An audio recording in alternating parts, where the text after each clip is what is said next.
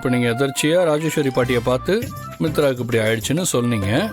அவங்க உங்க கூட வந்திருக்காங்க, கரெக்டா? ஆமா. இந்த விஷயத்துல உங்களுக்கு வேற சந்தேகம் வேற இருக்கா? நான் யாருக்கும் நடுவுல குறுக்க வரமாட்டேன், யாரையும் பிரிக்கவும் மாட்டேன். அது எனக்கு தேவையில்லாத வேலை. இல்ல, நான் தெரியாம தான் கேக்குறேன்.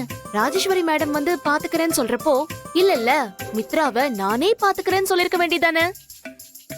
உங்களுக்கு கிடைச்ச சான்ஸ மிஸ் பண்ணாம சுளுக்கு எடுத்துட்டு கெமிஸ்ட்ரியை ஒர்க் அவுட் பண்ணிருக்க வேண்டியதானே? ஓகே ஓகே, இப்போ எதுக்கு நீங்க இவ்வளோ டென்ஷன் ஆவறீங்க? எனக்கு எந்த டென்ஷனும் இல்ல சார்.